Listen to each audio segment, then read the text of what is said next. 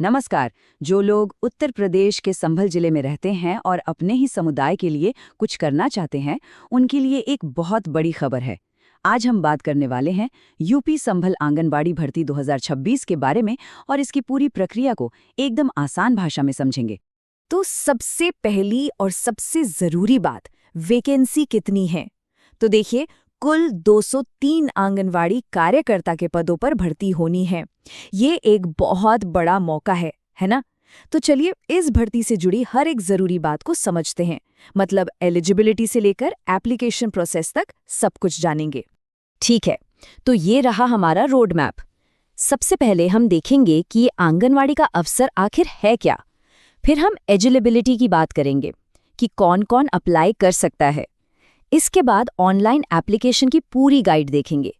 फिर समझेंगे कि सिलेक्शन आखिर होता कैसे है और आखिर में सबसे जरूरी इंपॉर्टेंट डेट्स और फाइनल स्टेप्स पर नजर डालेंगे।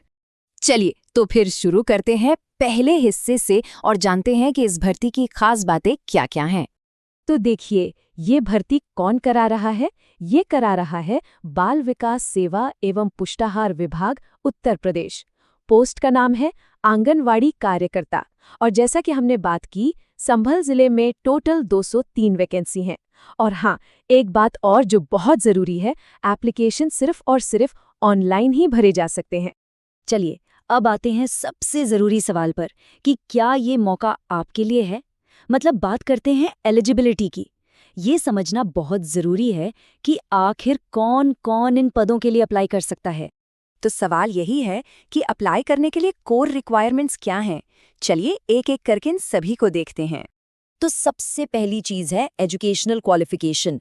मतलब कैंडिडेट का इंटरमीडिएट यानी 10+2 या उसके बराबर की कोई परीक्षा पास होना जरूरी है। अब आती है एक और बहुत जरूरी शर्त, और वो है निवास की। आवेदक को उसी ग्राम सभा या शहरी वार्ड का परमानेंट निवासी होना चाहिए जहां के लिए वो अप्लाई कर रहा है। इसके पीछे सीधी सी सोच ये है कि जो वर्कर हो वो अपने ही समुदाय और उसकी जरूरतों को अच्छे से समझता हो। अच्छा, एज लिमिट की बात करें तो वो भी बिल्कुल साफ है। 1 जनवरी 2026 को आवेदक की उम्र 18 से 35 साल के बीच होनी चाहिए। अप्लाई करने से पहले कुछ जरूरी दस्तावेज भी तैयार रखने होंगे, जैसे डिजिटली साइंड रेजिडेंस सर्टिफिकेट, और अगर लागू होता है तो डिजिटली साइंड कास्ट सर्टिफिकेट। इसके अलावा विधवा आवेदकों के लिए मृत्यु प्रमाण पत्र और तलाकशुदा या परित्यक्त महिलाओं के लिए कोर्ट का वैध आदेश भी जरूरी होगा। और हाँ, उम्र के वेरिफिकेशन के लिए हाई स्कूल का सर्टिफिकेट तो चाहिए ही। तो एलिजिबिलिटी की बात तो हो गई। अब समझते हैं कि एप्लीकेशन प्रोसेस क्या है। आइए स्टेप बाय स्टेप देखते हैं कि ऑनलाइन फॉर्म कैसे भरना है। प्रोसेस काफ़ी सीधा साधा है, कोई मुश्किल नहीं है। सबसे पहले ऑफिशियल पोर्टल आंगनवाड़ी-भर्ती.in पर जाना है।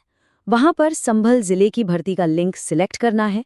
फिर नोटिफिकेशन और इंस्ट्रक्शंस को ध्यान से पढ़ना बहुत ज़रूरी है। इसके बाद ऑनलाइन फॉर्म में अपनी सारी डिटेल्स सही सही भरें। अपने डॉक्यूमेंट्स की self attested scanned copies upload करें। और हाँ, फाइनल सबमिट करने से पहले पूरी एप्लीकेशन को एक बार अच्छी तरह से रिव्यू जरूर कर लें। और एक बात फिर से याद दिला दूं जो बहुत इंपॉर्टेंट है, एप्लीकेशन सिर्फ और सिर्फ ऑनलाइन ही एक्सेप्ट किए जाएंगे। कोई भी ऑफलाइन या पोस्टल सबमिशन मान्य नहीं होगा। ठीक है, फॉर्म तो भर दिया, लेकिन सिलेक्शन होगा कैसे? चलिए अब सिलेक्शन प्रोसेस को समझते हैं। तो देखिए, सिलेक्शन का जो बेस है वो एजुकेशनल क्वालिफिकेशन से बनी मेरिट लिस्ट है। मतलब जिसके मार्क्स ज्यादा उसके चांसेस ज्यादा। लेकिन यहाँ एक ट्विस्ट है, इसमें एक खास प्रायोरिटी ऑर्डर भी फॉलो किया जाएगा। तो ये प्रायोरिटी ऑर्डर क्या है? देखिए, सबसे पहली प्राथमिकता उसी इलाके की उन बीपीएल महिलाओं को दी जाएगी जो विधवा, तलाकशुदा या परित्यक्त हैं। अगर इस कैटेगरी में कोई नहीं मिलता, तब उसी इलाके की दूसरी बीपीएल महिलाओं को चांस मिलेगा। और अगर तब भी पद खाली रह जाता है तो फिर गरीबी रेखा से ऊपर की महिलाओं पर विचार किया जाएगा। अब क्योंकि बीपीएल कैटेगरी को इतनी प्राथमिकता दी जा रही है, तो सवाल उठता है कि इस भर्ती के लिए बीपीएल की इनकम लिमिट आखिर है क्या? इसका जवाब भी नोटिफिकेशन में बिल्कुल साफ है। ग्रामीण यानी रूरल एरियाज के लिए सालाना आय सीमा है 40,080 रुपये, और शहरी यानी अर्बन एरियाज के लिए ये लिमिट है 56,460 रुपये। तो प्रायोरिटी पाने के लिए परिवार की कुल सालाना आय इस लिमिट के अंदर होनी चाहिए। चलिए, अब हम बिल्कुल आखिर में आ गए हैं। यहाँ हम बात करेंगे सबसे ज़रूरी चीज़ की, यानी की डेट्स और फाइनल स्टेप्स, ताकि कोई भी इम्पोर्टेंट डेडलाइन मिस ना हो जाए। इन तारीखों को कहीं नोट कर लें। नोटिफिकेशन आया था 13 अप्रैल 2026 को।